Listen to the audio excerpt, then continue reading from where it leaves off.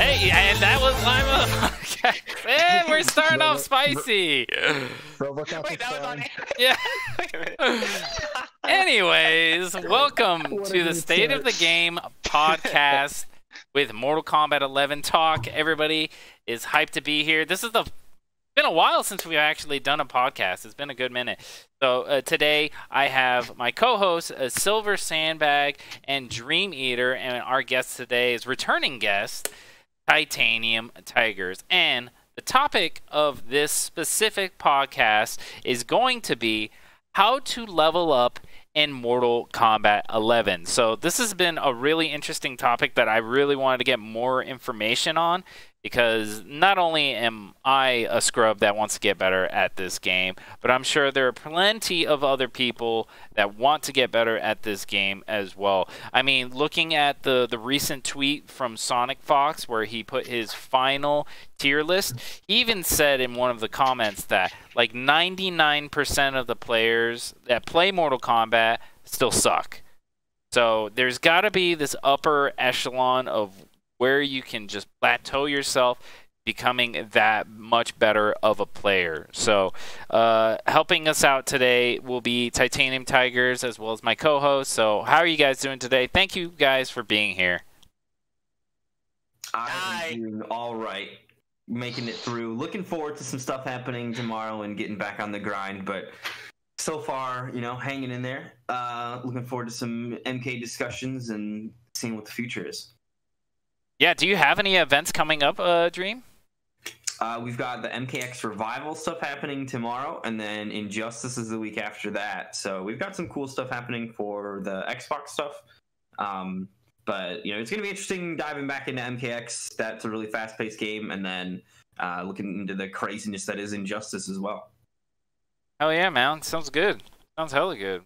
Yeah. Silver, or are you still here, or are you doing your money match right now? Okay. I'm still here at the moment. Yeah, okay. Leaves. I'm just gonna never talk to him again. I mean, it's not like we really talk anyways, but. Well, you know what? You ruining your chances right now. Yeah, that's true. Fair enough. Not sitting at the cool table anymore. Yeah, get out of here, kid. You know what? Kick him out of here. He's dishonest. Betrayal. Betrayal. You don't have to kick him. And he's kicked, but no. No. But so well, you know what happens. Let's just open this up, and we already got people in the chat excited about the MK Revival. All right, let's go. So previously on Twitter, I actually hit you up, Tigers, asking about these specific questions, and I got all of your answers. So in case you need like a refresher on what you basically said for those answers, but I'm gonna go in fresh. He's gonna flip flop. You're gonna have I to. I know. He's gonna flip. I'm cool with flip flopping. I don't mind. So you don't need to keep me honest. I'll just say whatever comes to my mind. Yeah. No, I'm good with that. So I already have your transcript right here in front of me on Twitter. So it's all good. Oh boy, I can't wait. If you flop anywhere, I'll get you. Yeah. I'm ready. I'm ready. Okay. So first off, how long do you train, if you do train? Currently? I don't play the game currently at all. Oh, damn it! Well, Yeah, all right. Speaking in terms of when you did play. When I did play, what was the question again? Wait a minute. How long do you train? Like how long do I train? What's your definition? What was the definition of training here? You mean playing the game in general? Well, it depends. Do you consider that training? I guess that I feel like this. In every context, if we're saying a super general term for training here, then I would just say playing the game in general. In which case, when I did play it, again, it depends on what moment in time. When it came out, it probably like I don't know, 12 hours a day for like a couple months, few months. I get at least like 5 months. Then after that, it started to really slow down. Then probably like 2 to 4 hours each day, depending. And then like after that, probably like 2 hours every other day. So it depends on what moment you catch me at. So you did a good amount of time, actually. You did a fairly good amount of time sure. at the beginning. Now, Yeah. to move on to the next question, I mean, in comparison to some of the other people that I've asked that question to, that's a fair amount of time. Oh so. yeah. At first, yeah, I was streaming for like 10 hours a day when it came out for months. Yeah. And then I would play a bit on my offside. So when it comes to your training, what does your training regimen consist of? And that goes to like I heard Dragon talking about his training before, where he does like 2 hours lab, 2 hours, matchup knowledge, etc. So do you have anything like that you do for yourself? It's for me when I've done it. Depends on what game you catch me in on that one. Actually, on Mortal Kombat, it was more focused on directly practicing, or Mortal Kombat X, I should say, directly practicing the character I play. While in this game, there is little to no merit in that. Playing characters and practicing them and getting them fleshed out takes virtually no time, so you don't really need to do that. Matchups, I don't really lab those either. But in MK11 specifically, I'll just go in the lab and just do a bunch of random stuff by my definition currently, because I mostly just know everything passively. I just know everything about the game just by playing it a long time. I don't need to lab anymore because for whatever reason, I know every minute thing about every matchup already. So I don't really like... labbing and practicing for me isn't really relevant currently for me. No, yeah, I get It's that, more but mindset related. It's more mindset related. Let's even make this me. even more in general. Like if you, let's just say Mortal Kombat 12 just came out, and you're training for like this $100,000 money tournament, I think we got to put it into more of a hypothetical. Yeah, sure. The current timeline of MK11 has obviously adjusted or changed your look on training, but we're just looking for more like a general. What is it that you did to push yourself to where you're at now? It's almost like it's not specifically for Mortal Kombat 11. Like this is like any fighting game, The real question, I think. And when I was getting good at fighting games, a big step in that was Injustice 2. And the training I did in that game was virtually 90 to 80% practice mode, maybe even more. And I would lab execution on my character for probably sometimes if I really got into it, 6 hours until I got it. And then I'd go to the next day and do it for another 6 hours until I felt like I got it. And sometimes that would take even longer than that. And I would lab matchups a lot in that game. If I'm labbing a matchup, I don't lab nearly as long because I know what I'm looking for previously. If I'll know what I want to look for. If I play, okay, so here's how it'll go normally. You play a set with somebody who's really good with the character. Let's say from my perspective, I was privileged enough at the time and currently that if I want to play a matchup that I don't know, I can just play literally the best person on the entire planet with that character and learn it through that. So if there's something relevant, they'll do it. But in the MKX days, I didn't have that privilege, so labbing was a lot more tedious because you do have to go to each character and hypothetically bring up situations that you haven't even seen yet if you want to properly lab. And you do that over the course of weeks if you want to learn one matchup, if you want to do it properly without extra help. So you'd go through each and every move, you go through each and every one of your options, you'd see what they could do about your options. So let's say a scenario in MK11 that I'm sure plenty of people have had to deal with. What's your post Creepy Nice against Sub-Zero options? Well, okay, what can they do? So if they do Creepy Nice Enhance It, what are your options? What can you do? Doesn't matter if you're in the corner, doesn't matter if you're not. Can your character do something special against it that other characters can't? So you lab through your options, and that can take you a long time, especially if you don't know how to do that. So you have to repeatedly lab it and make sure you get it right. So you have to lab the same thing upwards of 7 times just to make sure your recording is perfect. And the variance in the recording can be slim, so you should go back and do it with very, very small differences in the frames, depending on how you want to do it. This is really proper labbing, and this is putting a lot of effort into it for one move, but it's a very common situation, so it's then worth that effort. So you literally let's keep going off of that creeping ice example.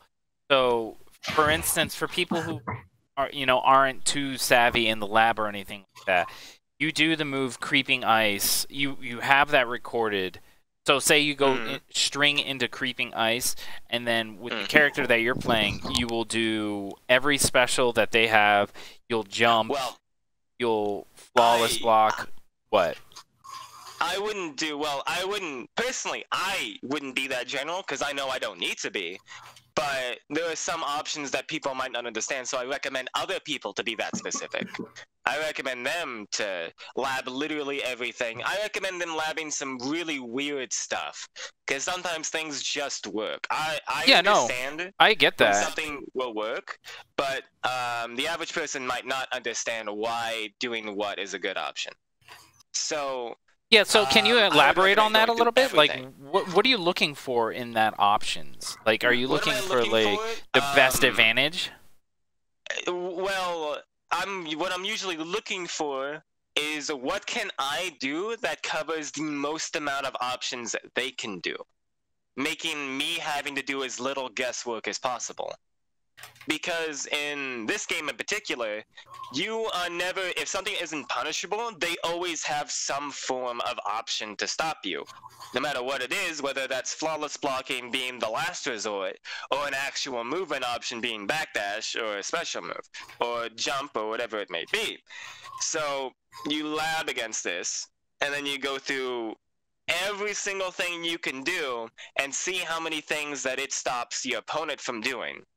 And then, with your knowledge that you have, you think you apply it in a match by seeing what they do, which I would apply it in a match by simply playing safe at first and blocking or doing a very general non-punishable option, and I can react to what they're doing. And I just assume they're going to do the same thing every time, because that's what everybody does. They always do the same thing every time, no matter who they are. Even at the highest level, if the situation arises and you notice it before them, you have the advantage to hit them. You have the advantage to open them up.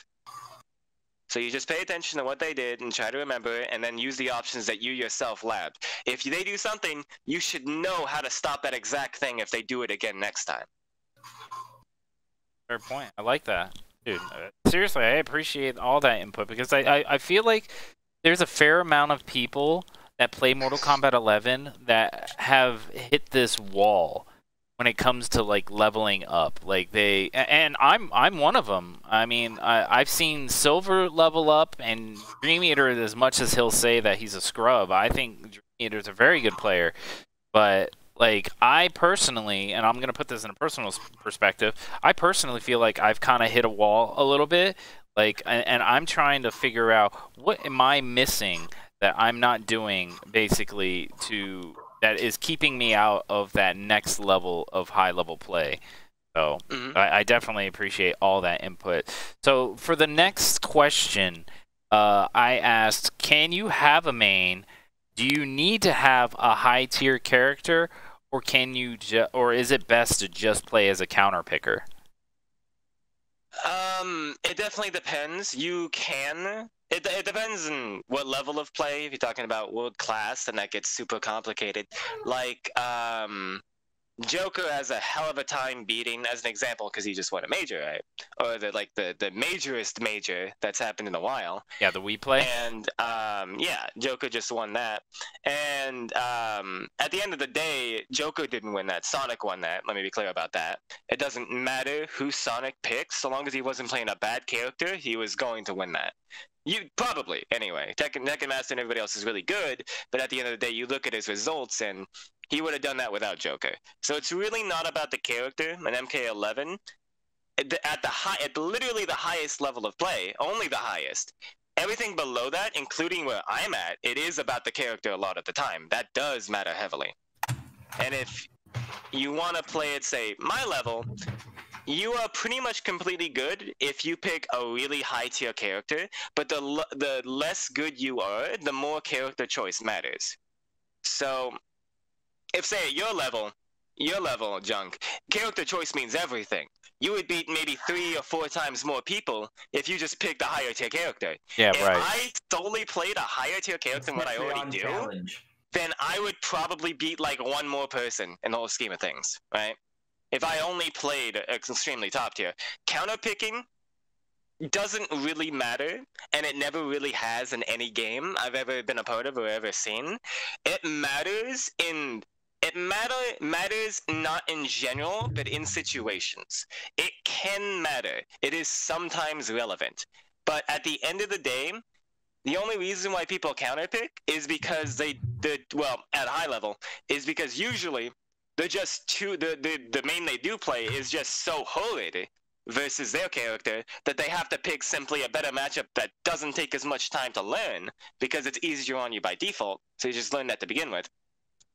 Or alternatively, which is the reason I counterpick, is because I play everybody because I'm so goddamn bored. So I might as well. I haven't invested much time in any character in particular. And that is also... I think it's a personality thing. You could say that, but I main characters in MKX. And I pseudo-main people in Injustice 2. I could play everybody, but I main people in Injustice 2. And I didn't play everybody in MKX, and I did have sole mains. And it's not because it's personality-based, and not to me anyway. I do very much enjoy completely going in on one specific character, like Brainiac, that has a lot of depth, and you can put a lot of work in. Even Black Adam, being more simple, there was depth you could have within his simplicity. Even Superman, for that matter, was a great character to main or Atrocitus. But in MK11, it's different.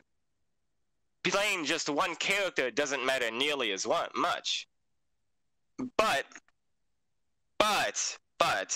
players like Unjust, for example, I don't know his opinion on this, but what I see when he plays is not that he's trying to counterpick, it's just that he probably just gets really bored playing one character, and it doesn't make him that much weaker as a player. If he wanted to only win, he would probably just play the top 2 best characters in the game and nothing else. And that goes for virtually everyone. If you want to just win, you just do that. Some people do that. Some people don't. It depends.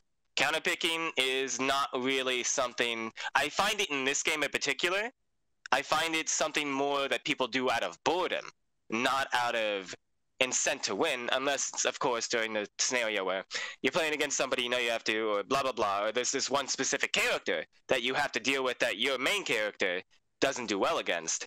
And even in those situations, they're usually mentally fucking themselves with that. They're mentally screwing themselves over because they know it's a bad matchup, but in reality, if they just stuck with their main, they do better. If I ever play against somebody who goes to counterpick me, and I know they main somebody else, I'm very happy at that. And it never works out for them. And then they go back to their main and they do better.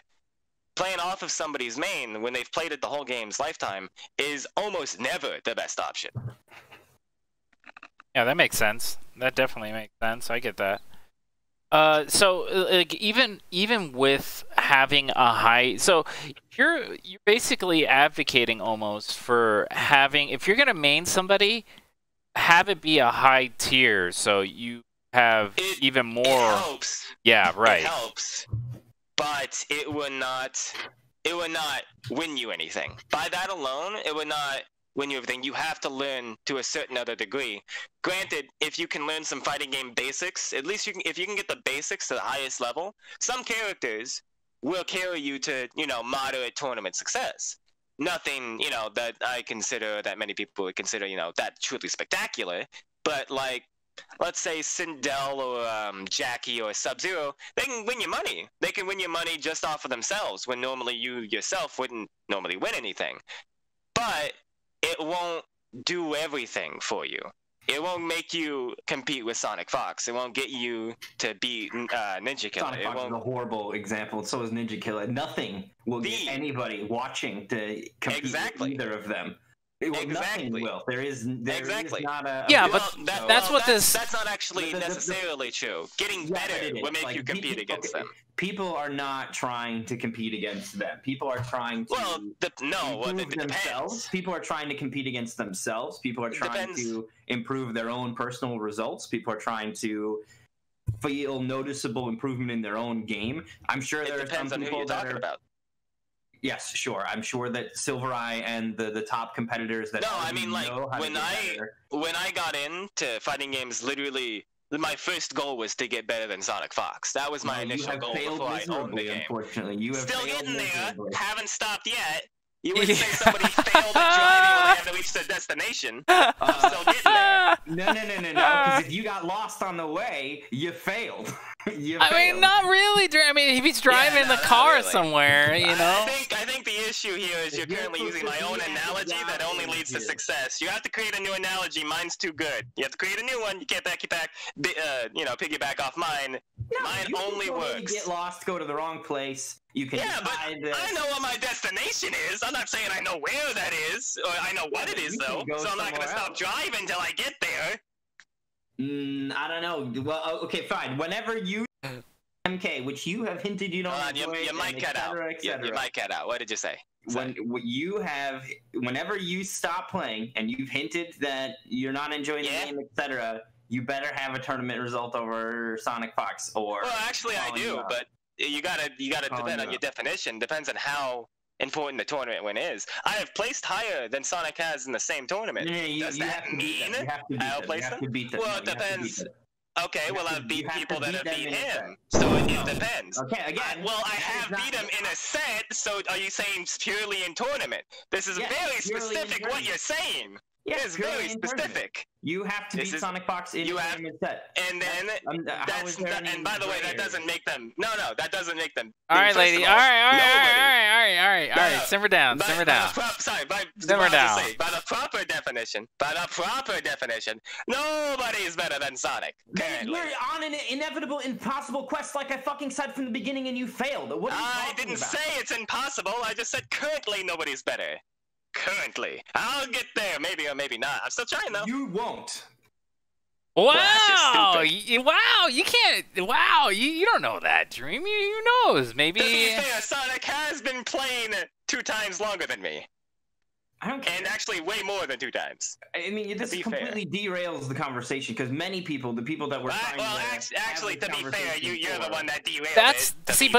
This is why I wanted to do this. Hold on, fellas. How do people get better in general, not all right, people beat breathe. Sonic Fox? No, but that is something that I was trying to get at. Is like, how does one get to the level of Sonic Fox? That even possible for regular people? Like, is there anybody that's always ever going to trump him? Or that's a quite complicated answer. Is an insane question to ask and not helpful. How do you I said it depends on what your goal is. You have somebody help you play fighting games from the early ages of. I think that their older brother helped them play. And was playing Dead or Alive with them when they were 6 years old. You get a time machine and hook yourself up with way more advantages. Plus a bunch of. I think you misunderstand the goal of Junk's question, which is what I was mainly answering. What is your goal? To get better? What's a good point? All right, you have to decide when you're gonna stop, and depending on who you are, you decide how good you want to be. Yada yada. Believe it or not, most people want to be better than Sonic Fox. Most people that play competitively. I disagree with you. Well, to be fair, I have trained literally hundreds of people, hundreds by now, probably over 500 people in total. And the most common thing that they want is to be better than Sonic. So people that do want to put in the work, they do want to be better than Sonic. They want to be better than Sonic. They don't expect to most of the time. Some of them do. You could say that's delusional, and I think it's delusional for me. That's a crazy delusion to that's fine. That's fine. But the main goal, that insanely the main goal of this, though, the main goal of the whole question was, how do you get better? What are your goals? My goals? That's how I got better, because I knew where I wanted to stop. Or I knew what the so-called destination is. Okay, let me know what the destination is. Let me interject here, Titanium. Let me ask a question to Dream. Why do you think it's impossible to get to Sonic Fox's level? His twin. My favorite player. Yeah, why do you think it's so impossible? What is it that makes Sonic Fox so special that you think that nobody else can really get to his kind of playing field? I don't think that they possess any. Well, I mean, they do obviously possess some sort of crazy talent, but I think that the reason that I'm bringing it up primarily is that I think that the question that we're asking about how you get better is important for people that are new to the game, that are trying to figure out, okay, what are the things that I need to focus on to learn to get better? Right, that's what this podcast is for. A plateau. And I think that the people that actually have the capability, that have put already enough work, and they start to, like, when you're at a certain level, this question is no longer helpful to you because you know enough about yourself as a player to get better, and that's the rest of the journey to get to Sonic Fox's peak. So I think that is like the journey from pro level player to Sonic Fox is a question that we're not asking. The players that are at that point, that is important to, Biohazard, Honeybee, the players that are in contention of that, Gur, they're probably not listening to this. This is not a topic that is important to them. They know what they need to do to get better at the game. I think this is more for people that are trying to, okay, I don't know where to start. Do I need to sit in training mode and do combos all day? This is the question that, like, people that are capable of doing this, that the goal is genuinely achievable of defeating Sonic Fox in a tournament set multiple times. I mean, Tekkenmaster can do it, but nobody's been able, literally nobody has ever been able to do it twice in one tournament. I know, and that's, I mean, Ninja Killer took him down once too, but I mean, still, it was like, twice. Yeah, twice, right? It hasn't happened twice in the same event. No, it wasn't twice. No, it wasn't twice, but he did beat him at a tournament, I mean, but these are semantics, but I understand the point. Red Raptor beat him at Combo Breaker, but did Ninja Killer play him again in that bracket later on and then lose to him? Don't remember. All I remember is it was the finals and Ninja Killer took it. It really matters or not. Ninja is quite obviously not better than Sonic offline, though Ninja is still, he's the only player that's in the same league as Sonic currently. He's the only also 10 out of 10 player that exists right now in our scene. But not really the point anyway. That is somewhat difficult to gauge with offline being turned off for right now. Like, I think that, I mean, for the last year and a half. But I mean, the Wii Play event, I think, really gave us a lot of good information as well. I mean, Tekkenmaster came in second. Just told us that Sonic's still the best, and maybe if Ninja Killer went, he might have won. Wouldn't mean he's better than Sonic, but he might have won, yeah. No, I feel like when you're at that level, and this gives credence to what Dream was saying. When you're at that level, it's so, like, the things are so minute on how good a player is versus another player. You know, Dragon's phenomenal with Cetrion, and maybe if it was Dragon up against Sonic Fox, it wouldn't have been such a I mean, Tekken really fought. Like, he fought really well and had that match so close. But it came down to endurance, like, at the end of it, because Sonic reset it. But if it was if it was Dragon, it might have been a different story. It might have ended faster if it was Dragon instead of Tekkenmaster. So that's basically what I'm, like, kind of, like, itching at. That's not what the, like, podcast is really about.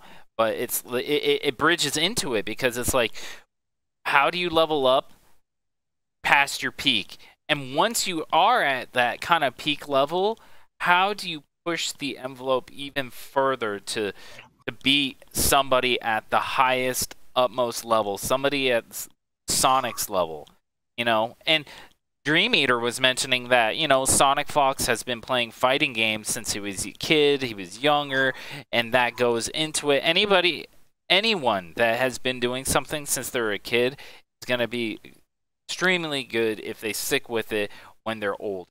So I definitely feel like that does have some impact into it. But I don't believe that somebody that's just picked up the game and puts in the amount of work needed to get high level can't attain that. Yeah, there's no reason. So it's a very if you're talking about how do you get as good as Sonic and Ninja in realistic terms, like as a player, that is a very, very, very, very complicated answer. And the whole bits about that, some of it has to be that you have to be naturally gifted. To be quite honest, if you want to be better than Sonic or Ninja, you do have to be naturally gifted. In some way, you have to be unique in some way, and in a lot of ways, specifically Ninja Killer, when I say this, it doesn't really matter that they've been playing their entire life. If they were to pick up the game and play for a year, Ninja Killer, for example, would still probably be just as good as he is now. He doesn't need that, and his little brother is a good example of being virtually top level player in Dragon Ball. even though he doesn't really compete, he did play Sonic offline. A lot of it is genetics. A lot of it is also genetics. A top player in multiple games too. Yeah, which just doesn't even begin to talk about like how many games he's a top player in. It's just MK that we're talking about. Yeah, and he's a top player in MK and Dragon Ball Z. It's like, how does he do that? And Skull, it goes on forever. His list like, goes on forever. They are the best fighting game player to ever live, for sure. There's no question about that. I think you can have every natural. You can have every natural. Tokido are also in. You can have every natural. You're not gonna mention Daigo? Yeah, Diego Juarez. Daigo is one of the 2 players I've ever watched that I think are truly special.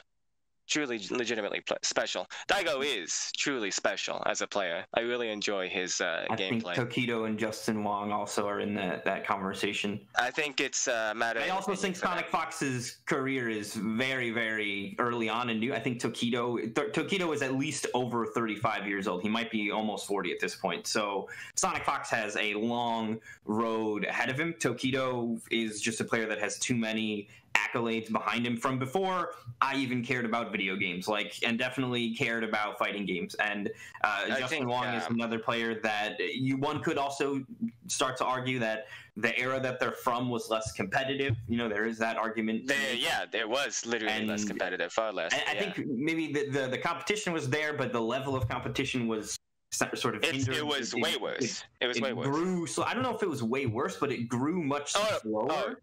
And because of that, when it did reach its peak, it wasn't until way later. And part of that, also the Street Fighter games, as one example, they got to sit for a while. Like Marvel vs. Capcom 2, for example, that was the last game for over a decade before Marvel vs. Capcom 3 came out, and they still played tournaments for those games well into that life. So the game wasn't shifting. So I think the metas did eventually start to evolve at a decent pace, where it's for example, the age of the internet, when you go back to some of those older games, did not all of a sudden you guys missed a bunch of tech. There is stuff they did miss, but it didn't now that it's on the internet, it's crazy. But yeah, the level of playing in the arcades, not there. I think you give Sonic Fox another 15 years and catch him up to Tokido, Sonic Fox without a doubt is sitting firmly on the throne.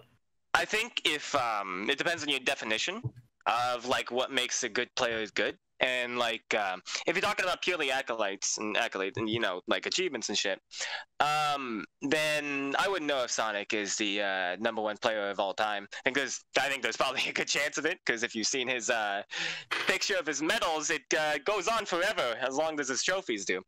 But it's you can tell by my standards, and by realistically what makes a good player, that he is the best. They are the best fighting game player of all time, because not only did they win back when the competition was way weaker, they're still winning now.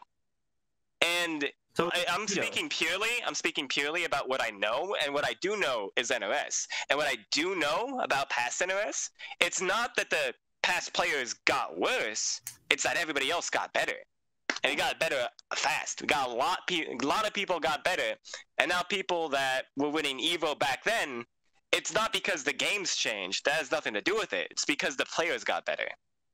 Well, nothing now to do the MK with the level games. Has definitely leveled up, right? We've all gotten better, and Sonic has been able to stay on the top. Everybody keeps on getting better. Sonic included, though. He hasn't stopped getting better currently. Anyway, he might have. For all I know, he might currently be in a plateau, but I also don't know that yet. Well, I would say I am currently still getting better. Tokido is also still winning too. Tokido still wins. Yeah, understandable. I just don't know enough about their scene exactly to say whether or not Sonic is the best of all time. But what I do know is that it doesn't get any better than the currently. What about the NRS scene is different? What about NRS scene would give it? The NRS scene does have some advantages. Incredibly young. The NRS scene is incredibly young. For sure. The NRS scene has a lot of advantages to getting better. A lot of advantages, and that's because we have really good online, which no other fighting game that is popular at least has.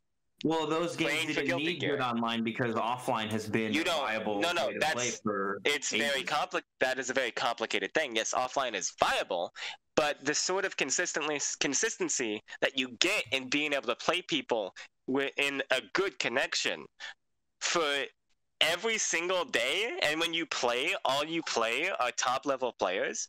Do you understand you how can the get world better worked during a prior single to day. COVID?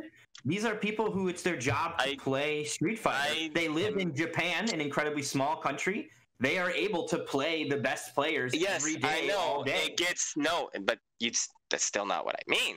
More players become better because they have more opportunity to play people that get better. They don't need to just go out and play offline. The same top players are the same top players, but for different reasons in those games, or could be the same reasons. There's less opportunity for new players to grow. And also, quite literally less opportunity for the best players to play the best, but more specifically, there's less opportunity for new players to play the best and get better and invest their time and have a reason to. Well, that has nothing to do with how Taquito is able to stay at the top.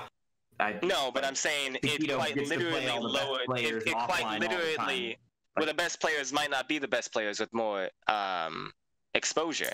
Okay, so I want to pause the topic literally right can't here. know. I want to at least finish what we were talking about for the questions, and then we can go into some open discussion. But like, I just didn't want to far off. I just want to say that I want to firmly take a stance that there is no part of me that ever will believe that even a good online netcode is healthier for a game than offline. Like, then flawless block is to be done in 3 frames, and online has an innate 2-frame all right delay in it. Like, it's so different, dude. I don't want to talk about it any further, but it's so different. Agree to disagree. All right, that's fair. That's fair. All right, that's fair. All right, so Tigers, if you want, after we finish these questions, you can go back to that topic and fight Dream on that. But no, it's fine. The next question. I would just have one thing to say anyway. So. Okay.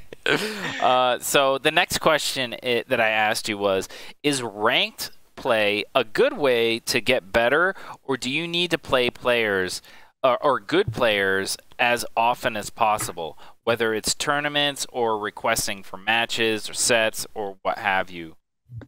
Yeah, which is more valuable, playing randoms or sets? Well, yeah, if it's to talk about which one's more valuable, obviously playing against top-level players is always the preferred outcome. However, up until a certain point, ranked will get you better, and ranked will eventually get you to the point where you're worth fighting to them, in a sense. Of course, like, depending on who you are, it's always... depending on the player anyway that you're asking, they can be always fine. Like, it's always fine to ask somebody to play. The first thing I did, again, asked Sonic Fox if he wanted to play. I mean, he didn't answer, still did it. I asked Scar, he said yes, played him the whole lifespan of MKX, and that was terrible. I think you should always ask top-level players if they want to play. How did it go when you played Scar? Did it start off with you getting your ass beat, and then you were able to the first time I ever played him, it depends, because just like me and just like everybody else, when you first start a game, or when you start to play somebody, you don't really try, because there's no reason to. You just play casually. You play to win, you know. Scar played to win. The first time I played Scar, I beat him the first game, and then he beat me the next 2. And then we played again like a month later, and then I got 1 game on him in ranked, and then he played me, and he bought me, because he's trying then. So, by my standards, I got destroyed, but it wouldn't show that through records because he wasn't really trying. But, that being said, it is the best way to get the point of the question is that, is it important? Because, like... Help. Okay, no, then that's not what I'm asking. What I'm talking about is asking how your initial games look, because I think for a lot of players, what does happen for new players, for players that are trying to get, especially if you're going to start aiming your rifle at the big dogs right away, is that even when you do challenge those players, if you do lose, if you do get bopped, as you put it, the willingness to keep coming back, not be discouraged by that, still want to play them, ask them questions. I don't know if you had any extensive communication with Scar to I didn't. Get tips on how to get better, if you ever asked, like, hey, what am I doing wrong? But those are the kind of things, even if you're not asking those questions directly to the person you're fighting, those are questions I'm sure you were asking yourself when Scar would beat you. It would be like, okay, how did I lose? What went wrong there? And then addressing those things that you were able to discover either through watching the replay or just your own memory. I think watching replays is good. I don't know if you're a practitioner of that as well. I think for a lot of players, though, watching themselves play, as difficult or cringy as it may feel, it is genuinely a valuable thing to do, is to watch your own footage, because you can critique yourself and ask questions like, why did I do that? What's going on there? And identify, like, oh, look at that. That's the 5th time in a row that I've done that poke after that sequence. You know what I mean? And I think for most players, rewatching replays is a very good option. I think for most players, that's definitely the way. Did you do that? I think there's a certain point where players maybe I don't do it. I never do that. You never watch your replays back? No, not me personally. I don't need to. But I think most people should, for sure. Interesting. So, I mean, I appreciate that input for sure. I got it. So basically, it boils down to you kind of want a mix of both. You want to get your ranked play as you are beginning, and then as you progress, becoming a better player, you want to kind of scope certain like good players out. Say if you need like a Cabal matchup, you'll play a really good Cabal or etc.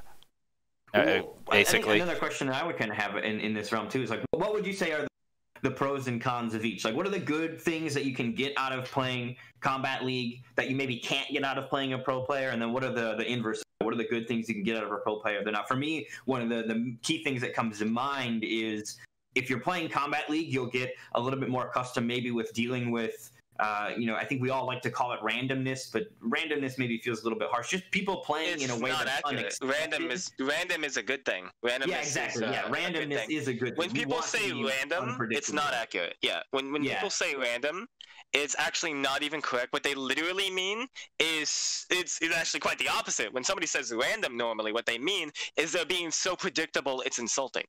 Is actually what a top player normally means when somebody else is playing random.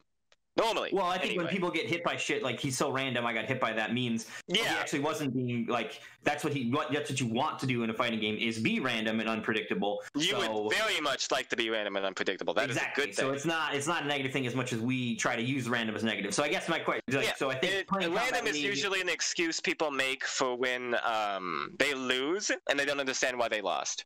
Yeah, so playing Combat League, I think, exposes you to some more unpredictable stuff, because it is a player that you're oftentimes just needing for a single time. So what are some of the pros and cons that you think of when it comes to Combat League versus sets? If you're looking to get better playing in Combat League, you should be looking at this should be practice in your craft that you do know. Playing ranked, I think it's arguable how soon you should do it. When you play ranked, I think you should at least have something you're looking to work on at first, at least. Like a combo you don't have, a combo you don't completely have down, a setup you want to master, something that's worth practicing. Something that's worth practicing is usually why you should play ranked in general. But once you get to the point where there's nothing like that currently available, and you're looking to play the game, the answer to that becomes different.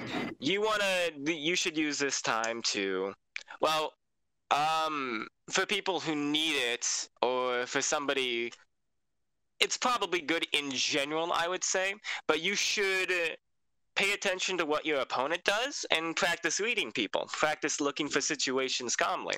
If you knock them down in the corner after this string off of this knockdown, when they're at this much health, what did they do last time? And try and pick up and try and see if they do the exact same thing again. You'll find that if you understood the order of events properly, that they will do the same thing every time, especially in ranked. And even top players would do the same thing every time. So you should pay attention to when situations occur, and to put those to your advantage. So practice looking for situations that you know could happen. Think about what other people have done in the past, so you have an initial reaction on what to do. And if they're different, take note of it.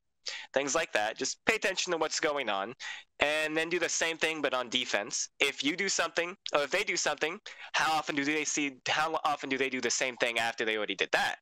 And then you try and pay attention to it and notice when it happens again. And it's very hard to notice it very quickly, so you should practice it. So that goes into your adaptability. That's good. It does. That really is good, because like in a set that I had with Dream, I noticed that after he did forward 3 with Rain, which is his like high kick move where he like flies through the air. -1. Yeah, exactly. You were -1, and every time you did that, you poked. So right, because nobody knows I'm -1. It's mainly because nobody knows and they think it's their turn, and it's not. And I do it until people start interrupting me. But go on, continue. Tell your story. But basically, I got to the point where I knew you were going to poke, and then right after you did your poke, instead of me trying to counter or return poke, I just threw you. So like that's the kind of level of thinking. Actually wouldn't work there if he timed. Sorry, go ahead. Sorry. No, you're right, but it's the poke, and then I'm blocking because I'm saying. Oh, he blocked the poke. Oh yeah, he blocked the poke. Yeah. He knew so. poke was coming, so he blocked it, and then. Because we had done that interaction before. He knew that because previously, every time he went for the poke after, I would poke after. That's why I went for the throw. So it's that kind of level of adaptation that, like, I guess high-level players are quicker to the gun. What I would consider to be that's what I consider to be the most basic level of adaptation. I mean, he's trying to give an example. As an example, yeah. You're calling me a basic. Like all right, thank you. Level of adaptation. However, when you get to really high-level players, well, not everybody does this, but I do it. I'm not entirely sure how many people do this, but for what I do, on the second layer of that, which is after I know they're going to adapt because I've made it really obvious what I'm doing, I pre-adapt to that. So let's say after -1 and I know they're going to block, I would just grab them instead. Which is a valid option if you pre-adapt to what they're going to do. So you're saying, like that I should have grabbed them. I know they're -1. They're just going to block. If you pre-adapt. So right? You hit them every time, so it gets complicated, right? So you were saying that like I wasn't hitting you every time. Yeah, well, so you were saying that's where it's interrupting his stuff, or because you were playing Setran. She has a slower poke, I think, than Rain. So yeah, she does. It was like he'd have to mash it to maybe trade or barely beat it. Mash it to trade. So I think it was a case of I would throw the poke out there and I would pretty much successfully interrupt what he was doing, but it wasn't that he would block it every time. He would still try to disrespect it. But I think you're right. Yeah, if I'm of the mindset of okay, every time I do forward 3 and he blocks it, he now is thinking I'm going to be poking afterward, and he knows he can't beat that, so he's blocking that too. I'm going to throw him. And that would have been the way for me to then jump ahead of his adaptation. And that's what I was trying to say. But you can, I'm more talking about pre-adapting. But yeah, that is, you're describing the layers. You're describing the layers that you're going to practice. As you go through a match, you add layers on everything. Once somebody does this, you do that. Once somebody does that, you do this, and you continue that for basically forever. And then you get into a how many people struggle with that kind of quickly picking that up, because I think it's one of the signs of a top player. Well, yeah, but I think one of the signs of the top players that they will pick that up within round 1, whereas it may take a intermediate player or a just starting player. It'll take them, a combat league set isn't on enough time for them to fully grasp that, okay, this is how this is going, and let me start to adapt to it. Many of them will spend that combat league set looking for maybe an answer to it, but not finding one to then have that adaptation back and forth begin. You know what I mean? Like, that's what I was gonna say. Is like a person at like my level, like that's how you feel sometimes. You're like, oh man, I'm just stuck here. Like you get into the mindset that like, there is no answer. I can tell you why. though. The reason why you might feel stuck is probably more often than not, you literally don't know what to do in those situations. You don't know what to do because you don't know all your options yet. Right, and that was going to it, yeah. Everything, having comfortability by labbing their situations will help you, will fix that, actually. Well, you'll be able to understand. Players have encountered many of those situations, so that's not their first time they've bumped into a Rain that pokes after forward 3, for example. So they'll be able to, or at least when they see that happening, they'll know the math, they'll know what their moves are, they'll be a little more comfortable with them and confident to say, okay, well, I'm not even going to bother with this, this, and this because I know they won't work. Let me focus my attempts to thwart this here on these other things that have proven themselves in the past. You see the move, you see that it comes out, right? And you already know your options once they do it, right? So it's much easier to pick from a set of known options than it is to create a new one on the spot. Yeah, right. To find one that takes works. more. It takes more brain power. It takes more brain power and more hesitation. That makes sense. That makes sense. And I think that that's actually absolutely an aspect of, combat leagues versus sets, and kind of one of those differences of things that will, at least for early on players, kind of allow them to, it's not necessarily, when you're playing in combat league, it shouldn't maybe necessarily be about learning, like, okay, I better, in this first to 3 or first to 2 set with this Cabal I've never heard of, I better learn how to deal with Cabal. I think that that's maybe not what the goal is. Part of it, you should learn that, but you should, like you were saying, your game plan maybe should be, let me just get my offense down. Let me get my setups down.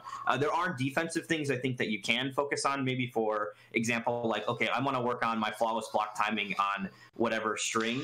And, you can work on certain predictable things like that to make sure that you are getting that part right. But I think it is one of those things where you do want to maybe not focus too heavily on your ability to adapt, put that into longer sets. And I think sets where, I think too, when it's helpful, if you are playing with a friend or with somebody that at minimum is good, that you're in their chat, that you can talk to about it. I think it's also really good to be able to do things like ask questions, because we were just talking about that, not knowing which answers work or whatever, and you have to experiment to find what works instead of already knowing what that pool is of options to then pull from. But when you can ask your opponent, hey, what do I do there? How minus are you? You know what I mean? Like, you can quickly sift through that information and find it a lot faster in a way that, like, good luck messaging a Combat League opponent, and maybe they will reply, but probably not during the set. I'm going to wait till after the set. I'll give you the frame data after. I'm not going to help you in the middle of it. But if you're just randomly playing me in my chat or whatever, or I'm playing something, like, I'll happily tell you, like, oh yeah, that's -1. You can poke out of this, or if you just jump and beats the, you know what I mean? Like, people will divulge the things that beat their setups because they want to improve them too. They want you to know how to get out of it. So that way, when they do catch you with it, it's that much more satisfying. So I want to segue into the final question for Titanium, and then after that, after Titanium's answer, I kind of want to go into some of the other players that I asked that question and see what they have for their answers. So for the final question, which Titanium had some issues with this, and maybe maybe it is a weird question, but I was just kind of curious how it works. But how do you find a character's strengths and weaknesses? Now, when I asked that question, I was thinking along the lines of, like, I just saw Sonic Fox put up the tier list. How does he come up with the tier list? Like, how do you basically marginalize a character into a tier of what you think how good they are versus other characters? So that in and of itself is a very interesting question. If you're simply going for the way you worded it made it sound like, how do you know a character is good by default, and what do you look for in a good character? There is no correct answer to that, because it's simply too complex. Any one answer would be incorrect. Obviously, you want high damage, you want safe long-reaching buttons, you want everything to launch. You want a lot of stuff. And to put, say, something above another thing, or to say that something's valuable, is a very complicated question that I don't think has a correct answer. But what you can say is what makes a character good in the game that it's in. Okay, so in MK11, what makes Joker really good? Well, he does well against a lot of the cast. It's not because, he does well. It's vague. What does he do well with? Are there tools that he uses? Again, it's complicated because characters like him have tools that are exactly the same. It just happens to work better with his kit. So if you were to say, what tools would you look for? It's not the correct question. But what makes Joker so good, currently anyway, is that he is fast, long-reaching buttons that does good damage. And that's basically his whole shtick. Fast, long-reaching buttons, good damage. It's like Geras if Geras had more range. Well, those Except, buttons are it's more complicated safe, than that. Right? There's not a lot of risk associated with those buttons. There's not a lot. If you hit confirm, if you hit confirm, yes. So AKA yes, they are very safe, which is very good. But again, safety is something you look for. but a lot of characters are crazy safe as well, and really bad. Like, say as an example, Soul Eater Shang Tsung, that variation when that was a thing, one of the safest characters in the game, great buttons, horrible. So it's a very complicated thing for sure. Of course, you want as many things together as possible, but then Centurion would kind of look really weird because she's just safe with no damage, which doesn't sound really good on paper, but she is really good. She's incredibly top tier. She's number one right now. Depends on who you ask. Well, according to the best, most winning player, Sonic Fox, yeah. Yeah, listen, Sonic is amazing, a prodigy, but they have had the worst tier lists than anybody else in every game they've ever played. Nothing against them.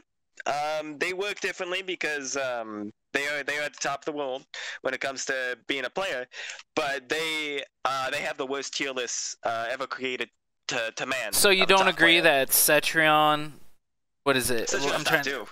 Yeah, Cetrion, Jackie, or no, he put Cetrion, Liu Kang, Jackie. He had like, what do you have? Like, did they have Shao Kahn in top 10 or something? No. He had Shao Kahn at the bottom. Spawn is the one that was the weird placement for a lot of people. What was it? Tekkenmaster had Shao Kahn. Yeah, Tekkenmaster had Shao Kahn in like top 10. It's just sometimes people have crazy ass opinions about the game that they play. A lot of the characters are obvious, a lot of them are right, but tier lists are ill. They're very ill in every game. I think this is the most uniform a tier list has ever been in the NOS scene, and they're still bad. But because nobody can agree. It's not like any one person has the answer. Everybody thinks they have the answer. Okay, so to kind of real quick, I think one thing with the tier list though to note is that Sonic Fox predicated their tiering based on offline. They had been playing offline for a week with everybody that was there, which is basically not the top of the, obviously Ninja Kill and a handful of others were missing, but was definitely a pool of incredibly talented individuals that were there that they were playing with, and based that off of the offline playing of the game, which is different from online. It is different. Ideally that's what you'd want to play in for sure. Yeah. So I think that there is it's been a year and a half since we've had any kind of other offline event. So a lot of people's perception of the game is based on their own personal experience, which for the last year plus has been online only. Extremely online, yes. So it is difficult for people to maybe bridge whatever those differences are, for me included. When they say Spawn is top 10 or whatever, that's weird for me. When they say Shao is top 10, I say, well, that feels like no way. That's a little insane. Yes. Yeah, and when they say Koda was super low tier, I think you were saying not too long ago that you thought that Koda was the best, though. I think last time we talked on the podcast, no, I said Koda Khan was you were saying you are the best Koda. That was it. You were saying you are the best Koda. Koda was like top 5. But offline apparently Koda. Yeah, I mean, well, I actually mentioned that. Koda isn't that good offline because you can flawless block his forward 2 on reaction, which is kind of depressing. But Koda is not that good offline. That is correct. That's definitely correct. So to kind of like expand on that question, imagine that I'm like a new player, right? Like imagine like I'm Shroud, like how they had that tournament thing going on. If I'm a new player, how would you teach me basically to find a character? Say if I found a character like, all right, I like Devora because I think she's. How would I figure out if I'm a new player what her strengths and weaknesses are? Like, how do you figure that out in the lab? Are you just looking for plus frames? That is not something you can figure out. That is not something you can figure out having just one piece of the puzzle. You can't know that. I feel like for me, what you do, you learn those flaws by just putting your wheels on the road and finding out what are the things that you get blown up by. I think one thing that most players will do, and I think that definitely is the approach, is you take a character into training mode to get a feel for the buttons, their ranges, what goes into what, after I hit this, what can I do afterward, kind of combos, etc. But then you just kind of take that show on the road and you see what of those things that you thought worked don't work. Like, oh, I didn't know there was a gap in this. People are flawless blocking this. Or, oh, I didn't realize that people can see this setup coming, or they can just walk away from. I mean, we're talking about Devora. I think if I do this setup, if they just walk backward, they get too far away from the stepsister bugs and nothing happens. Like, and the thing is not everybody will do that. You'll be able to get away with that in some situations, in the corner where they can't do it, etc. But I think when you play, you just kind of take it on the show on the road, and you have to hit real opponents and see what their responses are, and then you'll find out what does and doesn't work. Even down to simple things as like, oh yeah, if this fucking asshole just jumps on hit, he'll jump out of this and it all falls apart. You know what I mean? And that's a thing. That's a real thing. That happens. Right. It did sound like something that happens. Yeah. I'm just trying to think of like a way that like even like if new players, because we're gonna have some new players from Mortal Kombat the movie coming out. There's gonna be a lot of hype and stuff. So like if I'm a new player and I just came in, how do I figure out what my character is good at? Like I play Kano. What I did personally, I went into the lab. I looked at like all of the strings, and I look at which strings are not safe, first of all. Like, I'll look for the strings that are not safe that I will get blown up on. I'll look for plus frames. I'll check out all the specials, and then I'll try and figure out how to do, like, combos. What do you mean, Tigers? Well, what your character's good at, that you can do in the lab. That you can do.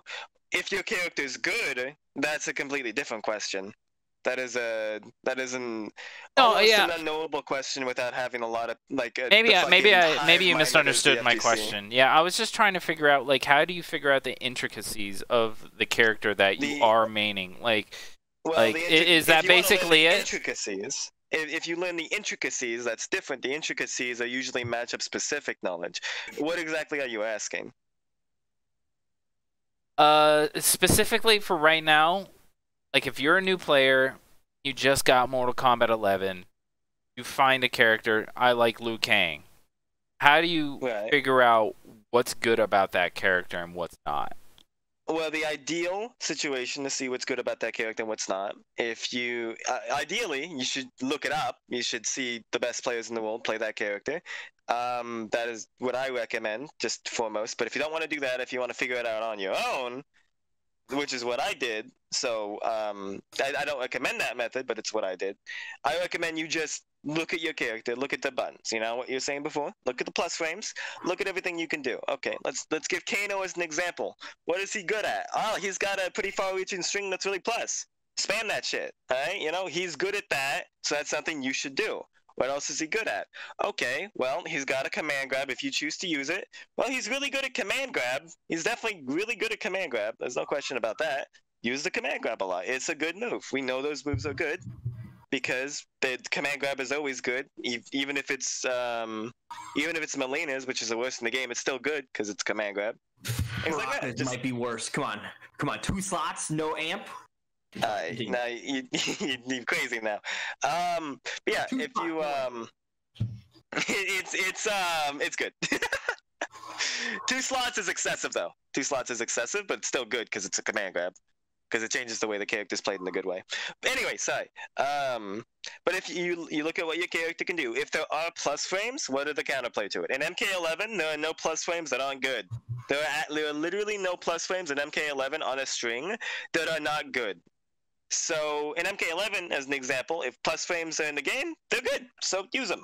However, if it's just really anything else, if this move is far-reaching, then how far does it go? Is it worth the startup? What's the startup? If it takes a long time for it to come out, and it might be a longest-reaching button, which means it's always going to have a use, but if it's really long to use, then probably don't use it that much. That's the ghost ball trap. That's the ghost ball trap. What do you mean? They can't even block it? No way. And then everyone sees that shit coming from a mile away, and they just duck it. But for a new player, reading unblockable in the move list and takes away their meter, Ghost Ball on paper looks insane. Yeah, if you don't understand it. But a good example of characters that, like, not everybody's, most far-reaching move is going to be that good. And a really good example of that is Frost's farthest-reaching button isn't even very good at all because it's a high. So understanding like, yeah, the lunge, it's by far her furthest reaching button that does have uses, but at the end of the day, it's not that usable of a button in general. It has uses, but it's not that usable. And it's the devil's in the details on that, because you got to understand in actual matches, you don't really have the opportunity to use it as thrust. So you just, on paper, you know, 4-2 might seem really good, but it's actually not that great. So you just kind of like go through your character. You can get an idea of what to look for, even if they're not laws that you should obey on what's good, but there's no substitute for playing and using them in a real match and seeing how good they actually are. Yeah, of course, you might be misusing them. Yeah. You might end up you go ahead, say. Just like actually like getting out there and doing it, like putting it just on the field of battle and seeing how it works out, seeing what crazy players can figure out. Like the example I said, people jumping out of stuff is something that oftentimes in training mode you don't look for. But like, oh yeah, I'm +5 on hit on this. That's enough time for them to get airborne. So even if they have to respect, they don't have to respect everything. And so that's the kind of stuff that might throw off a game plan. But it is one of those things where you just got to get out there and experience it for yourself. I have a separate subject to ask. Is there any specific number of frame types that people should be looking out for? Like, because I remember somebody else, I think it was Rooflemonger, was saying that -5 is the threshold in order to flawless block. Like if somebody tries to poke or does something. No, something like that. That's how that works. That's not how that works. And that's like like if it's -8 or something like that, and they attack, you can't flawless block. But if it's -5, complicated. Okay. If it's -8, that means that they can punish it. Every character except Centurion in the game can punish it if it's -8. Well, if they miss the punish, based on the push. Well, yeah, the distance. But we're talking about I'm talking about up close. There right, -8 is the punish. So, but I mean, that's a good note for anybody that's super new. -8 is the threshold. What is -5? -5, it's highly matchup based. Things get really different on the matchup. -5 is notable, but it's okay. So it's complicated. It's notable, but it's not any more notable than minus other things. So let me give you an example. -1 is notable because counter poking is extremely common. Like if you're -1, you're gonna poke back a lot of the time. And you're gonna win a lot of the time. -2 is notable because now they're going to start beating you if you poke every single time. They're going to start winning every single time, no matter what, no matter how unexpected it is. As long as they're aware that it's -2 and they counter poke, no matter what the character is, no matter the situation, they will win, assuming you are also poking. -3 is now notable because now very fast mids can start to beat out pokes, and now you can start to backdash after down pokes. If something is -3, each player now has the option, depending on the character, they can now backdash and make their poke whiff. What is the startup on backdashes? Is it backdashes like 3 frames? Have no startup because it's more complicated than that. They literally don't have a startup. The startup is 1 frame, but it's a matter of how much distance they travel within that 1 frame. So they can get far enough away that for the most part, they can get far enough away. Typically, depending on how far reaching the opponent's down 1 is, this is not a case-all rule, but this is why -3 is now notable, because a lot of characters, I dare even to say most, against most characters, can now start to backdash, and each player can now start to backdash. Because if you're -3, what are your options? Well, now if I do a reversal grab, a poke is going to trade, assuming it's a 7-frame poke, which almost every character in the game has, aside from 2. Now, if they trade pokes, best case scenario, I get a grab. That's always going to come out of the 1st frame, or we're going to trade. So if we trade, okay, that decentralizes them poking in general. It's not exactly a great option here. So now poking becomes less and less common the lower down on the frame list you go, right? So then once you get to -4, every character can now start to backdash. Every single one can now backdash a counter poke. Every single one can guarantee a grab after. So there is no way to avoid grabbing after that, unless you have a 6 frame, and then still at best it trades, which means the grab is always better option than a down poke. So now at -4, grabs start to become a real issue, and now not even that fast mids are now going to beat down pokes. Now pokes like Shao Kahn's forward 3 that are much slower, not pokes but mids like Shao Kahn's forward 3, Robocop's forward 3, things like that, they're going to start beating down pokes, and if they trade, you're at advantage, even if you don't beat them. So now once you get to that point, your mids now become more dangerous. And then once you reach -5, it becomes, well, it becomes a little bit fuzzier. You can now do different things. If you do your fast mid, at this point, it is now a bad option to counterpoke. It is now a bad option to counterpoke, because if you counterpoke, you get beat out by over half of the opponent's move list that he has. Almost any one of his options will now beat counterpoke no matter what they do at -5. So now the mind game is, are they going to guarantee it with a mid? And if they do, you can flawless block it. Or alternatively, you can try and jump out of it, because if they do clip you, and worst thing that's going to happen is you're just going to go back into knockdown, maybe wake up, do whatever you will, depending on the character you're against. That's heavily character dependent. And then once you get to -6, it's virtually the same as -5. It's usually only relevant in matchups, whether or not that matters. But once you get to -7, then it starts to really matter, because now they can jail their highs. Now if they catch you not blocking, jumping, or doing anything, they can now get a full combo if you try and do anything that is not blocking.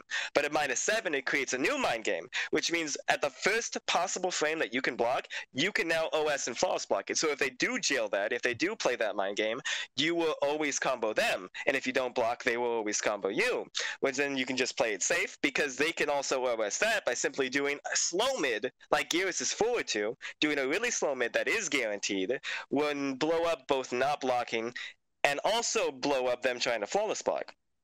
So you play the inner workings of those mind games as well. And -8, like I was saying, becomes relevant because now almost every character in the game can punish that. With what they punish, it doesn't really matter. It's just they can. That's why it's relevant.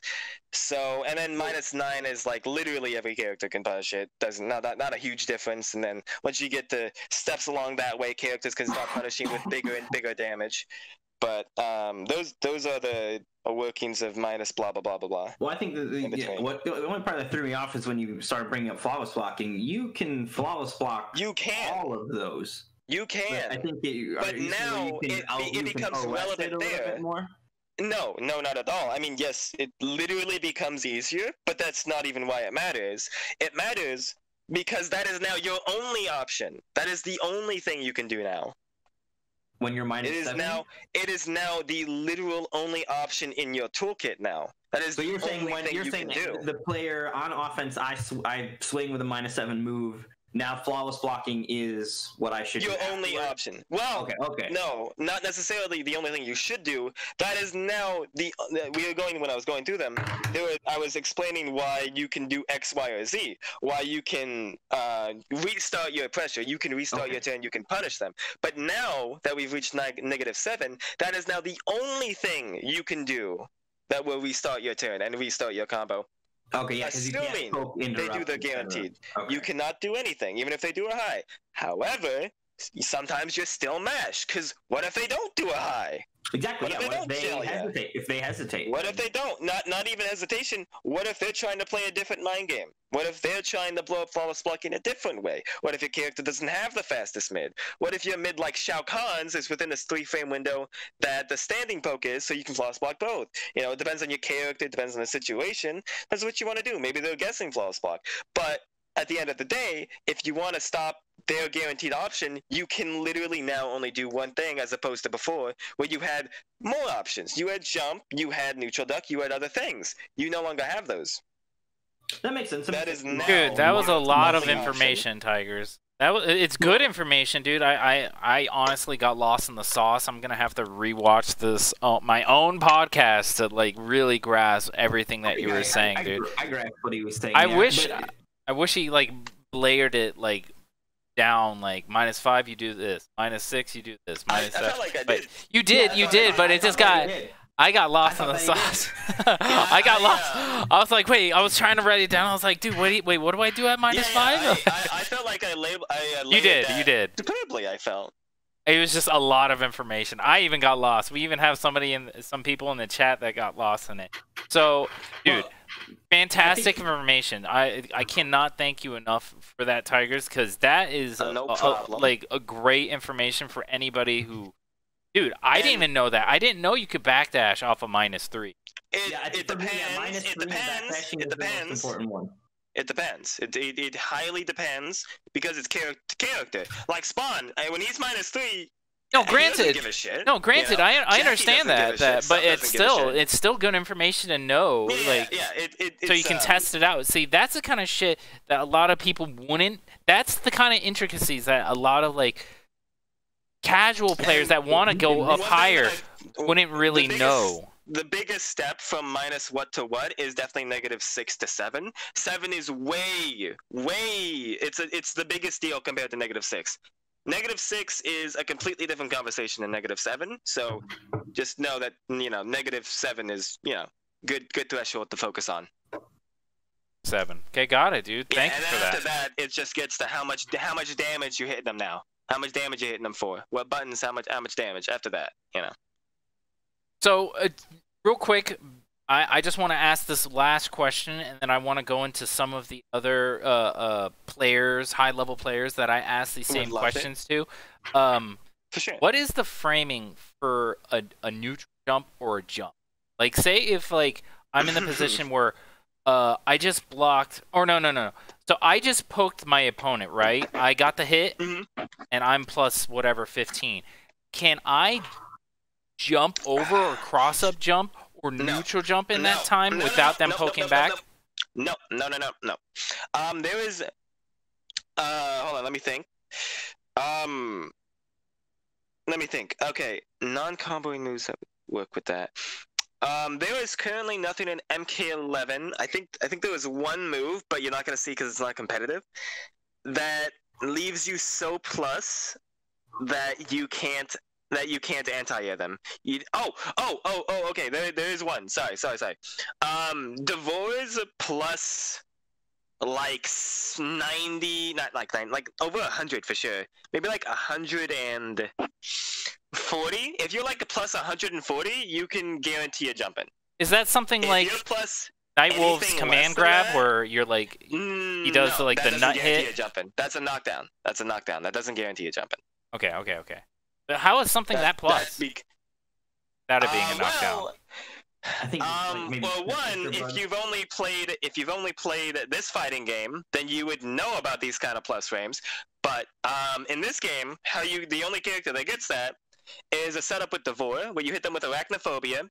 You put out your bug, then do a restand, and while the restand is coming out, and while you're jumping, your bug actually combos into them and hits them. Yeah. Which leaves you at an advantage. It leaves you at an advantage that is over 100. And by the way, if you fuck it up, you don't get a safe jump in, which means it is just barely plus enough at 150 plus, somewhere in that range. So yeah, the only other way that people could do that is like dropping combos, right? Like if you No. Well, yes, you are literally correct, but maybe not in the way that you think. The only other way you can do that now is Sindel's Scream KB, which combos or Sub-Zero Snowball.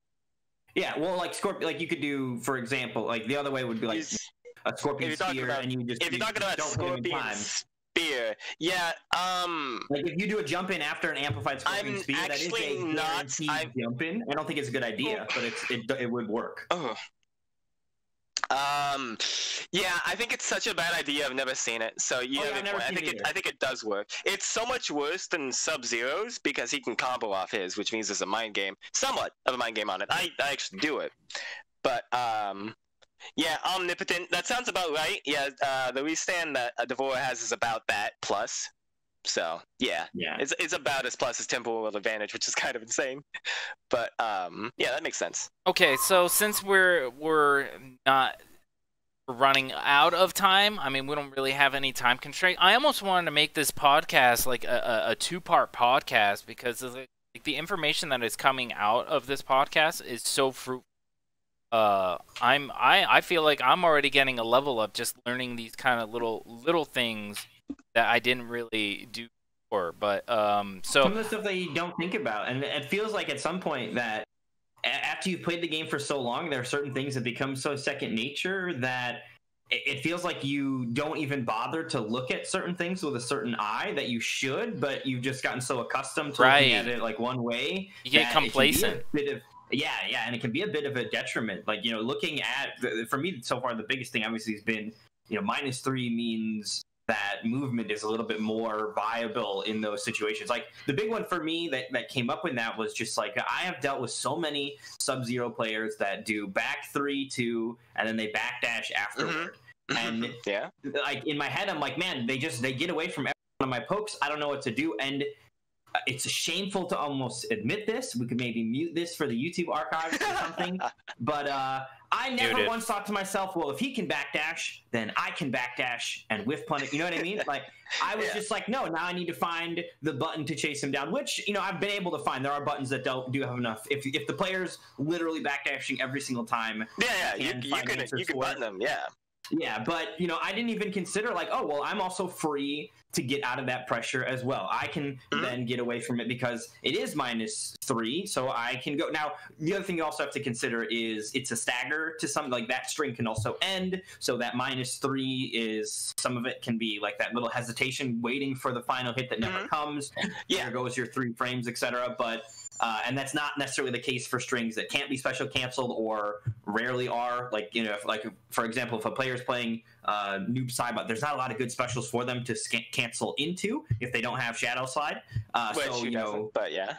Right, yeah, or like, Rambo, if you can't cancel in anything either unless you're going to go into his stance.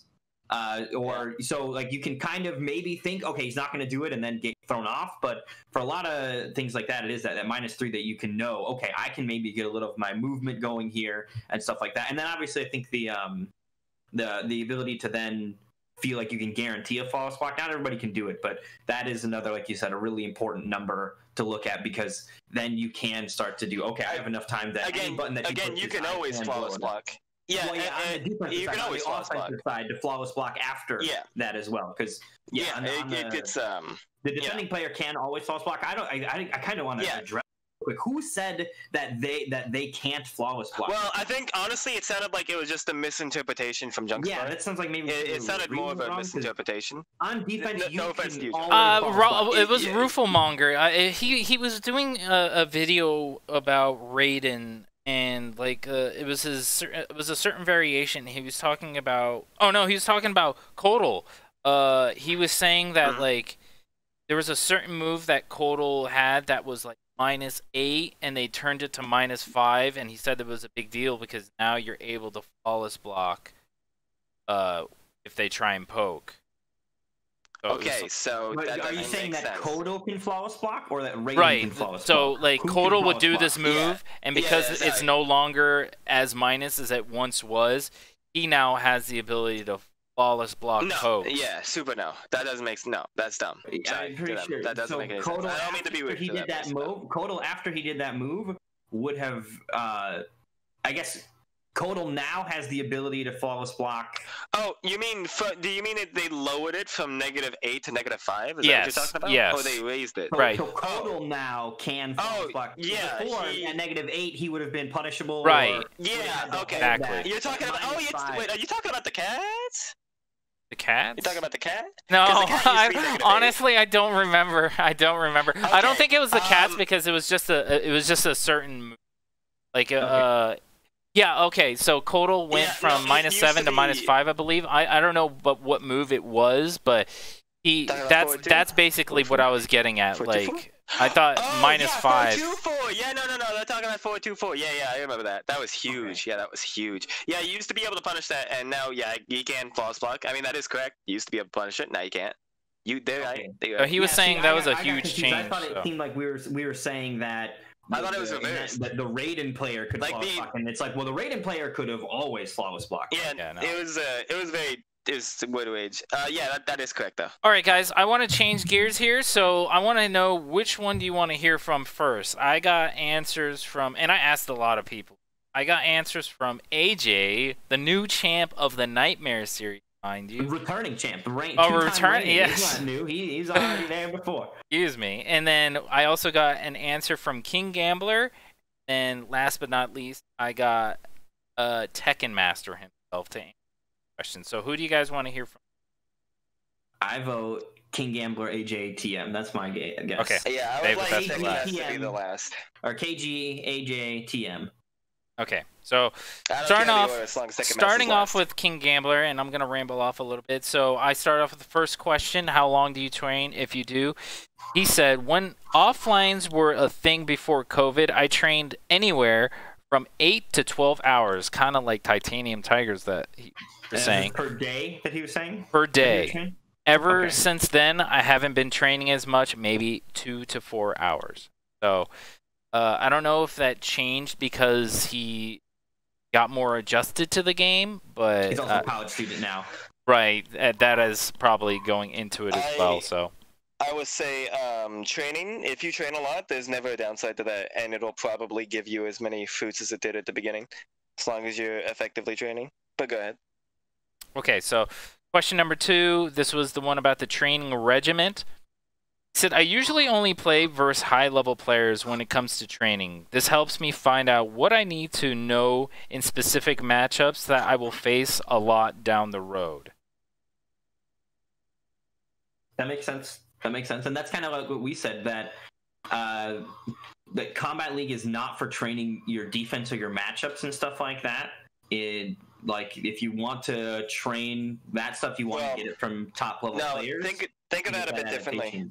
Think that a little bit differently. It will train your defense at any level of play, but what's more complicated, it's like going on easy mode on a game. And yeah, it's not going to help as much as playing on hard mode. He wants to learn a matchup. He's not going to go in Combat League. You're talking about defense, so I was talking about defense in general. No, yeah, I'm talking about like defense for a certain character. Like, I want to learn how to do Cabal. Let me get some Cabal games. You don't hope that you run into Cabal players on Combat League. Yeah. Again, Combat League can give you everything you can get in a high level set. It's just easy mode essentially. But all right. Well, moving on. So for the number 3, whether or not you can have a main, or if you need a high tier or play as a counter picker, Kinggambler said, I feel like it's possible to have a main and stick to them for the whole ride. Having a secondary is never a bad option to consider, though especially traveling to offline events. You guys think about it? Yeah, I would say, having a secondary is never a bad option, and almost everybody does. But, you don't need to. You don't need to. I don't think it's at all mandatory at all. Assuming, it depends on, if you just simply want to do better than what you're currently doing, having a competent secondary to specifically fight against matchups you're specifically bad against, it could be potentially a good option. I think what is underrated is how important, investing in one single character is. I think that is highly understated of its importance. But yeah, I think having extra characters isn't the worst idea. Cool. Moving on. So the number 4 question: rank good way to get better or playing high level sets. He said, Kinggambler said, ranked is good to learn all sorts of different matchups. High level sets are good to test your mental ability to stay locked in for every situation. I think if that's what variety on Combat League for sure. I think if that's what works for him, that's fine. I don't find it particularly relevant to me though. Fair enough. And then last but not least, this went to how do you find a character's strengths and weaknesses? He didn't really have any trouble answering that, and his response was, it's all based on the tool that one character has over the other. Where does one's character struggle with, and does that character they're fighting do really well in that field? A lot of things add up to determine a bad matchup. I think it's a decent way to kind of summarize the way that it works out, because it is. Yeah, I agree. If your character struggles against zoning, then a good zoner is going to obviously give you problems. If your character has bad pokes and a character that can maybe stay in your face and force you to need to use those pokes to stay alive, and those pokes aren't very great, can be problematic. And it does really, like you said, come down to like, okay, what tools do you have, and then how does your opponent fare against that? A character with bad pokes against another character with bad pokes, it's not as devastating as it is when you're up against a character that can, or even a character that doesn't stay close to you, right? Like, my pokes are bad, but Cetrion's spending all day on the other side of the screen, so who cares if I can't poke her? I have to worry about other shit. Whereas, like, if your pokes are bad and you're fighting Kano being in your face constantly is going to make that a problem. If your pokes are bad against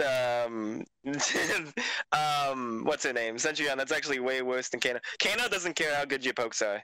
Kano doesn't care. You think because he's poking you so much it matters? It actually doesn't. Characters that have really good pokes, it's usually characters like Jackie. That's who you want to have really good pokes against. Johnny, that's who you want to have really good pokes against. Not so much. You don't really need good pokes against Kano because he's just mashing in your face. Every poke is gonna work if you guess it.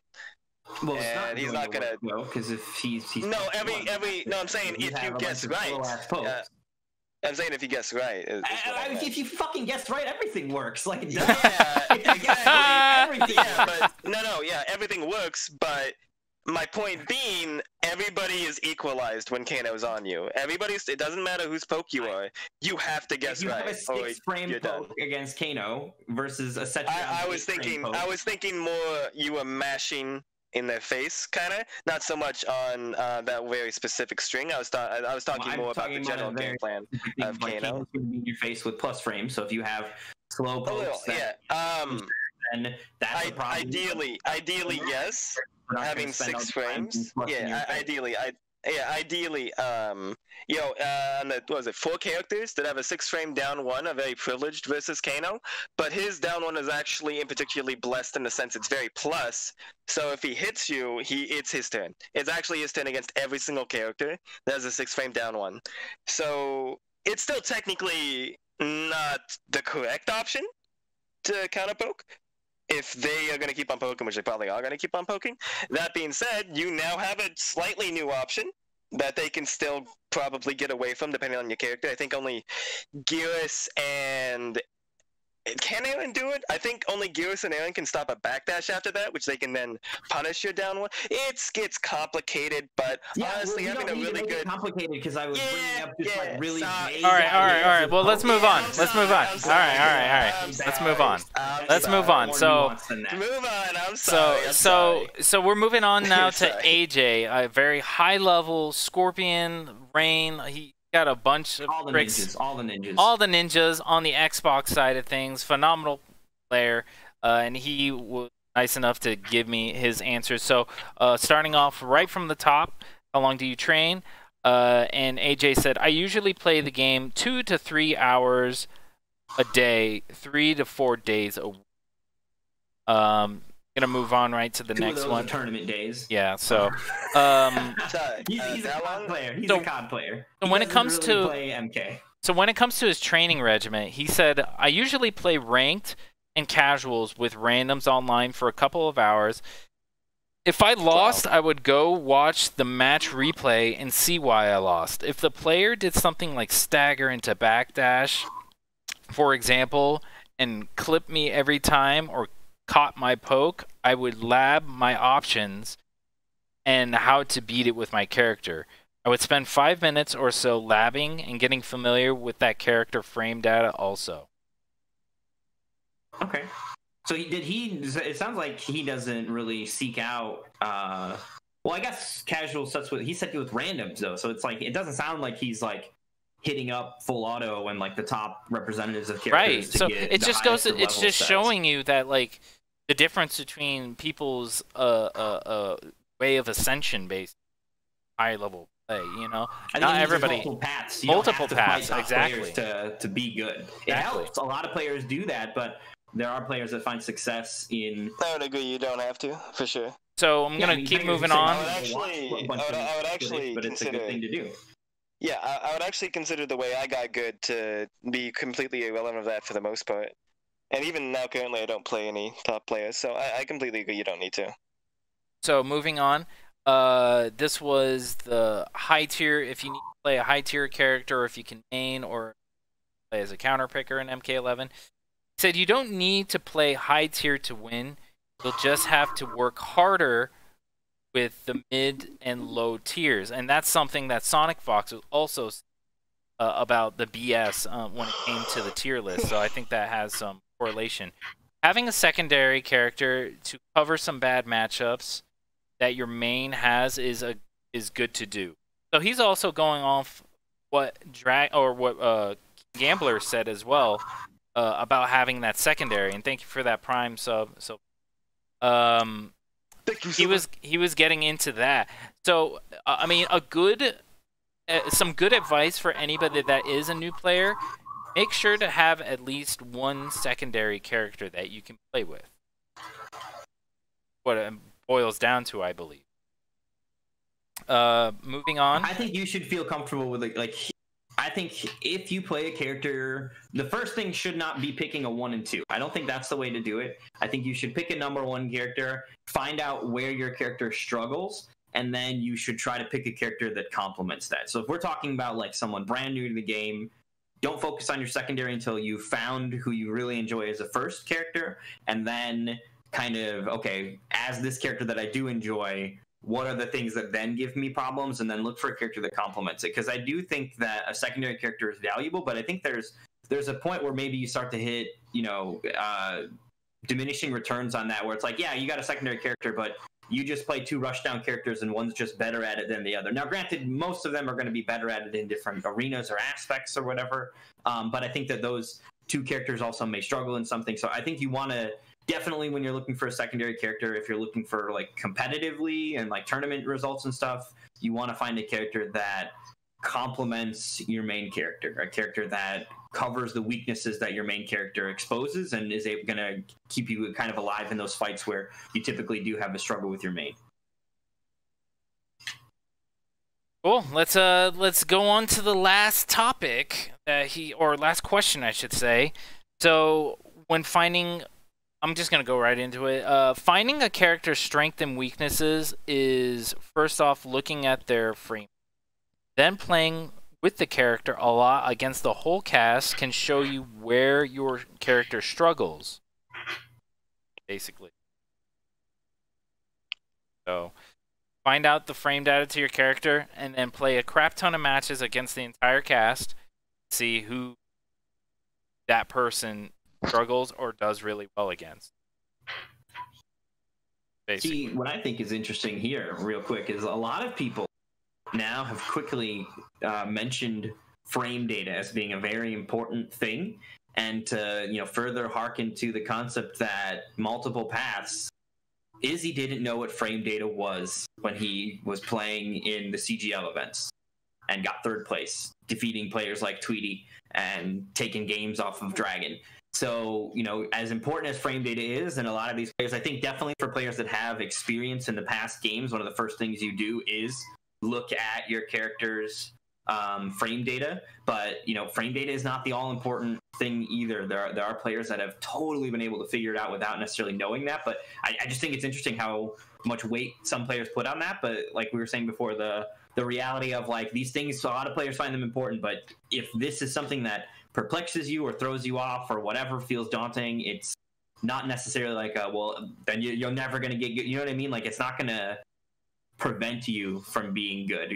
And case in point, there are people who cannot see the screen. And I know, good. dude. So... those blind players are fucking out of this world, dude. Out of this world. Frame data is still very relevant. It's actually more relevant when you play blind, actually. But yeah. Well, let's get into Big Kahuna, Tekkenmaster's answers. So, how long do you train? To be honest, and this is what Tekken said, to be honest, when the game came out, I used to practice 4 to 7 hours because the game was new, and I had to learn all the new stuff and the different combo punishes the characters had. But now, I practice less, around 3 hours daily. So, okay. That makes sense. I think that there is a lot of informational those are questions you have to ask. There are questions you have to ask at the beginning of like, what does what are these? But right. You obviously don't need to continue to ask yourself throughout the the life cycle of the game. You have to ask yourself about the new things that pop up. You know, when the new customs came out, there was, I'm sure, a lot more labbing even in that little brief time of like, okay, let's put together some new ability builds again and see. But yeah, there is a certain point where some of that information you gain and you just maintain it. There's no need to, you know, go back and make sure you remember how speed. Yeah, and I get that completely. That makes sense. So far, majority of the characters have answered, or majority of the players have answered that at the beginning they had longer hours, and as the game, you know, the more that they played and the longer of the game's lifespan, the training hours got smaller. So I asked him what his training regimen, and Tekkenmaster said, I don't have a specific time for those things. I just turn on the game, do what I want, learn a specific matchup or punish, play against friends, and try to level up as much as possible. I think playing against friends is very key there. I think so as well. That can keep a lot of the excitement, the plight, and the drama of playing in Combat League, the frustration of dealing with fighting randoms. Absolutely. And dealing and like trying to learn something, like, you know, it's already bad enough when I'm trying to learn something new, but now I've somebody sweating it out with they're not trying to learn something new and they're teabagging me every single time. You know what I mean? Like, there are things that you can avoid when playing with friends that can get frustrating. And for some people, they don't get frustrated by being teabagged. In fact, some people want to teabag randoms. That's why they enjoy the game. So it's not for everyone, but for me and a lot of people, I've found that playing the game with just people you know, with friends, is a far more enjoyable experience than just going out there and fighting the internet and whatever comes through. I definitely agree. So if we're good on that one, I'm going to move to the next one. And I asked, can you have a main? Do you need a high tier? Or can you just play as a counter picker? And Tekken responded, I pick whatever character that I feel will give me an edge in the match, even if it takes me to pick Shao Kahn. I will pick him up to beat my opponent if I feel he's viable in this match, and as well as known counter-picking players. Oh, as he was kind of messed up with his English here. I think he was trying to say he will as well as pick counters to players all the time in tournaments. Even the Middle East community started doing the same because they saw me doing work with this tech in tournaments. So Tekkenmaster is basically for counter picking. Saying counter picking is basically a thing. Have your main, but if you have the ability to counter pick your opponent, it will might give you that slight edge in order to take the game. I would even say that Tekkenmaster feels, and it's been like this for a while, he feels like a player that is, I don't know if I guess did you ask him the question about having a main or not? He didn't get that. Did that come up? Because he feels like no, I did. That was that one. That's what he answered. Oh, okay. He will pick whatever character that will give him edge in the match. Okay, yeah, because a lot of people, like we've heard, I mean, Titaniumtigerz was saying focusing on one or two characters is a good idea, but Tekkenmaster definitely does appear to be the kind of player that, you know, the whole roster feels open to him, and he is picking stuff based much more on a not much like as much of a but more of like, this is my game and I know how your character plays in this match. You know what I mean? Like, it's all about trying to just maximize as many advantages as he can possibly get. Now, that often means playing top tier, but like he said, he'll pick Shao Kahn if he thinks Shao Kahn is the character that he'll pick to win. I love that he threw that in there. He was like, I'll even pick Shao Kahn if I think I'm going to have an edge because of what his tools offer.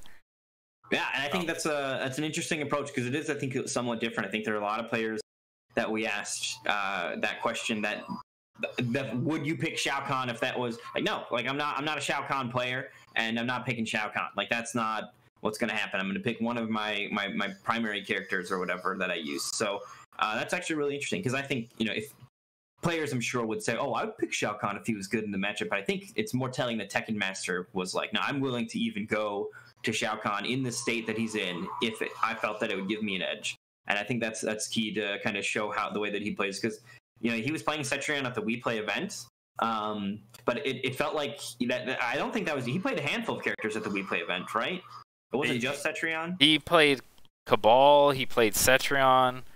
Okay. He was most notable for that Cabal play. But I mean, okay. he was playing the first Wii Play event where he won. He was a bunch of other characters that I mean, Cabal wasn't on his character list last Wii Play, so. Oh, okay. So yeah, so Tekkenmaster definitely feels like a player that's at that caliber. Did you notice anything, Silver? That. Did you notice anything off of Tekkenmaster? Well, I mean, I know that last we played, the one before, the one Sonic one. I think he was playing Jackie. He was doing the next gen Jackie. So it's just all like he's just like he said. Anything that has given him an edge against his opponents, he's willing to find out like how he can exploit. And that's something that's key that I think is for people to help improve. It's not just using a character to beat your opponent, but it's seeing how they that character and seeing like what tools from a certain character you can use to exploit their playstyle. And I think that's what Tekkenmaster is trying to say. Like, say if someone's jumping a lot or things like that, Shao Kahn's skewered is an incredible anti-air, so he like maybe that's a tool that he finds is necessary to use against his opponent. And I think that's this thing he's trying to say. It's not just character knowledge, but it's also exploiting your opponent's habits with a certain character. Yeah, I agree. So, is ranked a good way to get better, or playing good players as often as possible? Tekken said, playing ranked, Combat League, and with friends are all part of the learning process. It is indeed beneficial to play online. It might not be as good as playing offline, but you definitely learn a lot playing online. So he might have been like a little confused with that question about being online and offline, but I basically think he's saying that it's a generally good thing. He didn't really specify whether or not one is better than the other. I think he was just basically saying that the whole circumference of it is what leads you to being the kind of player that you are. What I think Tekkenmaster is kind of saying there too, is, and it kind of goes back to the Tokido thing, is that, you know, Tekkenmaster's from the Middle East, and they have a more geographically, I think, like smaller community, so there's more concentration. So I want to say that Tekkenmaster has a much more frequent opportunity to play offline with other people. And that's what he means by the difference between playing, like, because the other thing too is like, I don't necessarily, I know we have good netcode, but there is a certain point where the netcode is not good enough to really facilitate that. So I think, and it also depends on the internet infrastructure where you're at and where you're trying to play to. So I don't necessarily know if Tekkenmaster is able to, for example, get a lot of long sets in with the US players because of time zone differences, and the netcode, even despite how strong it is, does make playing across the ocean still somewhat difficult, especially if you're trying to get better. Like, you know, the game doesn't roll back in an offline environment, so that's all shit that's going to be throwing you off. So I think that Tekkenmaster does kind of in some ways even mean offline versus online, because he's in an environment where he gets to enjoy the fruits of offline a little bit more. And I know he's got like there's like a stable of other Middle Eastern players that I'm sure are able to gather to some capacity and play and work together to get better. And I think that's probably in some ways what he means too. Like, but he means also you have to brave playing online, even if it's not playing online against the US's best players, just playing Combat League and getting sets in against other players in his area or whatever, however the matchmaking, whoever it pulls for him, because, you know, time zone and everything else plays into it, or what time he's playing, I should say. That stuff's important too. Yeah, I agree. And for the final question, go ahead, Silver. No, I was gonna say, like, going off of that, while I do agree that Middle East probably is smaller area, so, and time zones do matter, so we make KO as well. Just like I saw Knight saying in the chat, it's also a mixture of like the longer sets with high-level players and ranked. Ranked is a great way of your adaptability, like how you guys talked about earlier, the randomness of players. That quote-unquote randomness helps you adapt in very fast-paced like sets, very short sets. You need to be able to learn to adapt on the fly, because if you stay the same, everyone's just going to predict what you're doing and punish you constantly. So fighting these so many different players, helps you learn how to change yourself up and be ready for anything and not stick to the same game plan every time to better yourself. And then going towards long sets with better players, it helps you improve yourself mechanically, helps you learn matchups, helps you focus on your fundamentals. So it's good to find like a good balance between the two to learn adaptation and learning, like focusing your fundamentals and your mechanical abilities. And that's what I think Tekkenmaster is trying to say. It's a mixture of the offline online, but it's also a mixture of sets versus ranked. Yeah, I can see that. I can definitely see that. So last but not least, how do you find a character's strengths and weaknesses? And Tekken said, I pick the character up by myself and then see where he/she struggles or have an advantage at. So I think he literally plays the entire cast at one point. And then decide upon that, since no one I don't know what he was saying here. Since no one used all the characters I need them to use. I don't know what he meant that sentence. He means that there are players that aren't good enough with all the characters he needs them to be proficient with. Oh, okay, So okay. like, I thought that's what he was getting at. X matchup experience. This is what I do. Not enough. Well, he said, this is what I do. I go pick them and then start acknowledging his strength and weaknesses. This is the only way for me to know all the matchups. And it does not, and also doesn't let me get bored from the game. Every day I can discover something.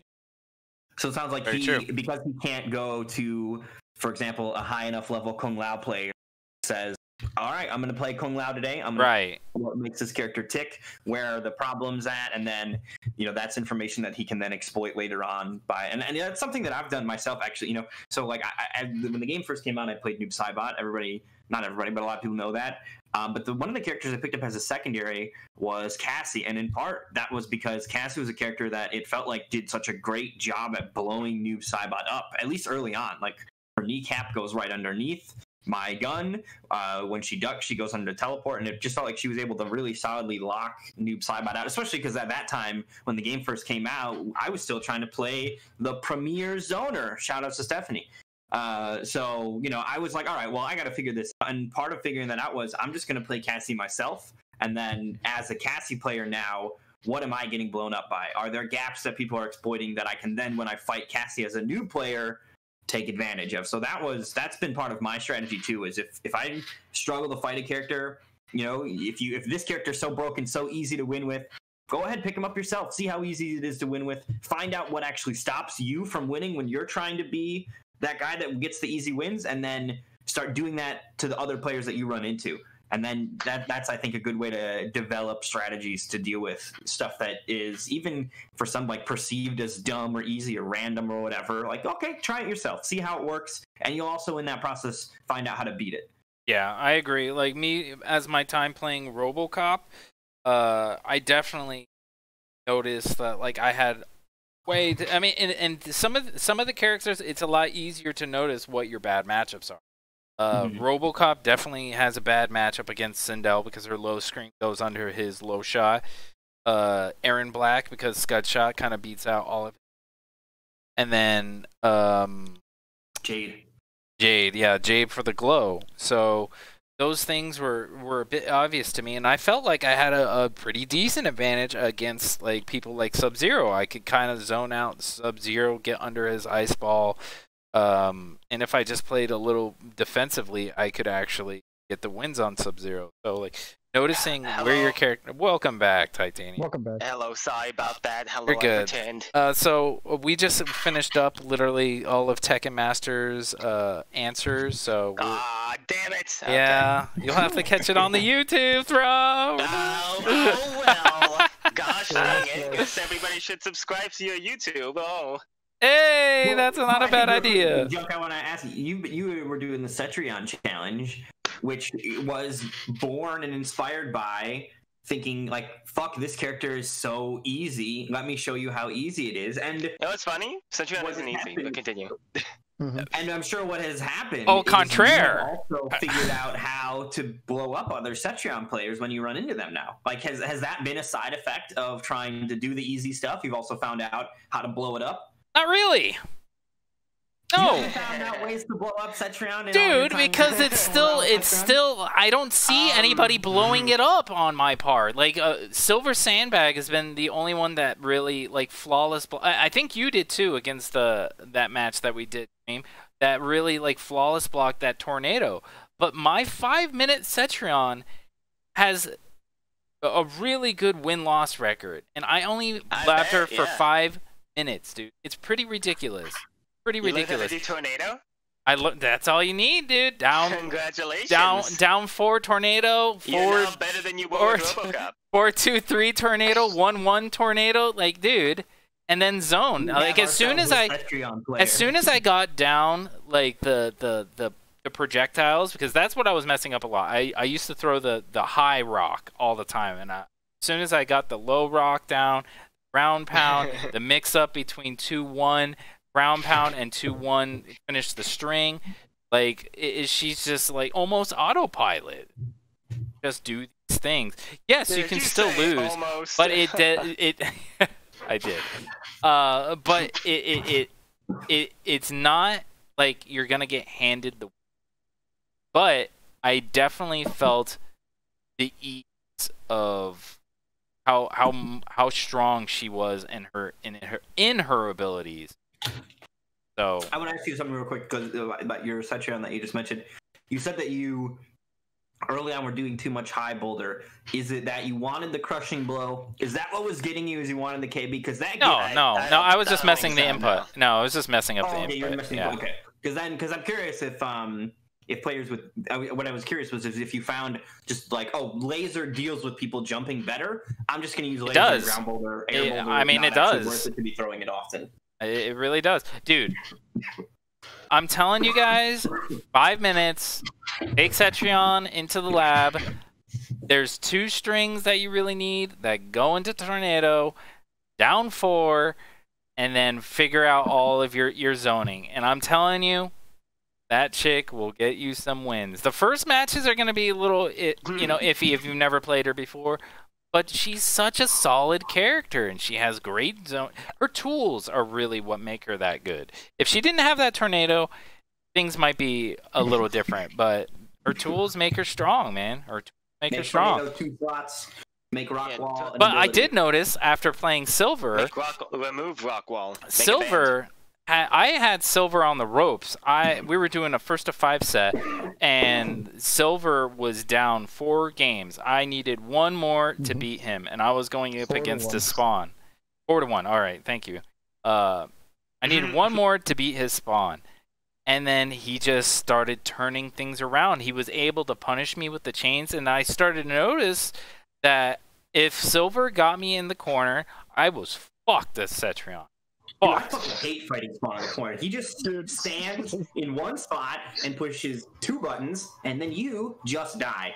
And that's the way of things. It's wild. Yo, Infinity with that raid. Holy. I'll say this much: Spawn is it's kind of difficult getting you into the corner, but like once you gotta work for it, but the reward once you get it.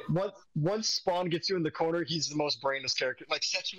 She was as brainless as Spawn. I would say Sub-Zero is the most brainless character in the corner because he can actually OS every wake-up option, and it's so annoying. But yeah, Spawn doesn't take a lot of thought process once he has you in the corner. Just if you want to try getting out, he just has an answer to.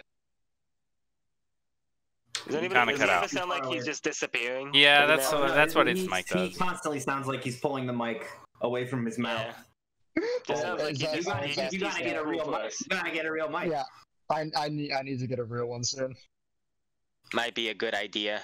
Your headphones are betraying you. It sounds like you're walking away permanently. Yeah, it does. It's just every now and then it'll come back to us, and you're like,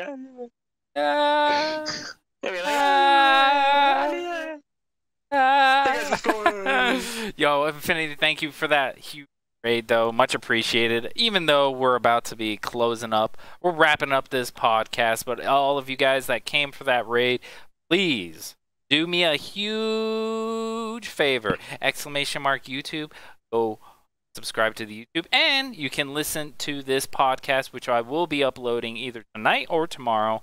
You guys can check out the discussion we had about how to level up in MK11. So I'm going to wrap things up already. I think we had a great discussion, and a huge, big thank you to everybody that, first off, rated this channel. Shout outs to Infinity.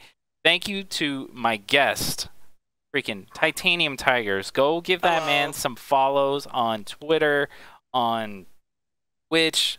Do you have a YouTube too? No, in fact, I don't really use anything. But you can if you like. He doesn't. Isn't there somebody on YouTube pretending to be you? Yeah, I saw that. That was neat. That guy's weird. He stopped uploading. What the hell? Yeah, some dude was pretending to be me. Matches and putting him up. Yeah, it's so weird. That guy was weird. That was really funny. No. It's like you didn't even get that many views pretending to be me. Why not pretend to be Sonic or something? Well, Sonic's already got a YouTube. People would know the gig. Yeah, but I mean, like, you can at least go for the stars if you're gonna do it. Oh my god. I don't know. You seemed like an easy target. You didn't have a platform to defend yourself from. Those bastards. How could they? I'll forgive them. I'll tell you what. I'll forgive them. How about that? I'll forgive them.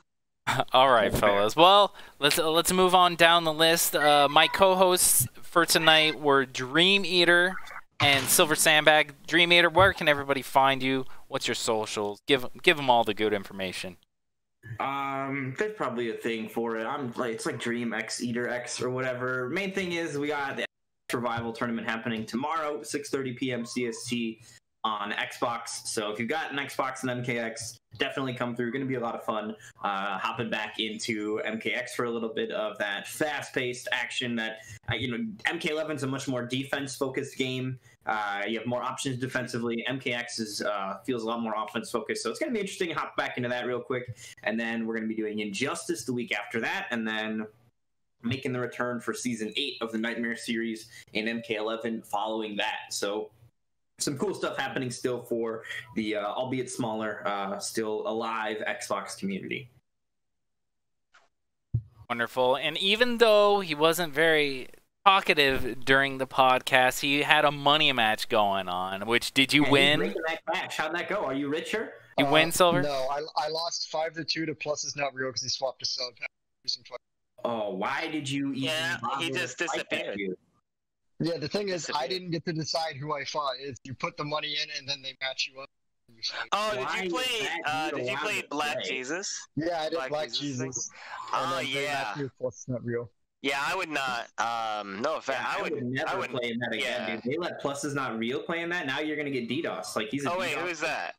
That's him. Oh, it's Plus. Yeah, that's him. Why? Oh, that's a death threat guy. Yeah. Why did they even let that guy play? That's wild, and people are wild. Yeah, that dude that was like threatening to shoot up CEO and shit, dude. That guy is scum. Oh, okay, well, that's not good. Jesus Christ, he said that? Yeah, that escalated quickly. Yes. But yeah, I just meant don't play in something that puts you with money against a random guy. That's just weird. They should be putting the money up. Yeah, I would not put money in to play against random strangers. That sounds like a fucking scheme. Well, everyone. I mean, I know Black Jesus. I know it's not a scam or anything, but yeah, no, just I don't play in it. He's asked me. I don't play in it because why would I put money to play against some random guy? It's just odd. Yeah, it's like you put the money up, but you don't get to see who your opponent is until. Yeah, it's just super. I mean, like not even like it's just a lot of. I mean, I disagree with the very idea of it that you would be putting the money up to play on somebody else's stream. If you want to call out somebody and then put your own money up, I get. But if they ask you, I don't really see why you should be putting the money up. Yeah. They ask you.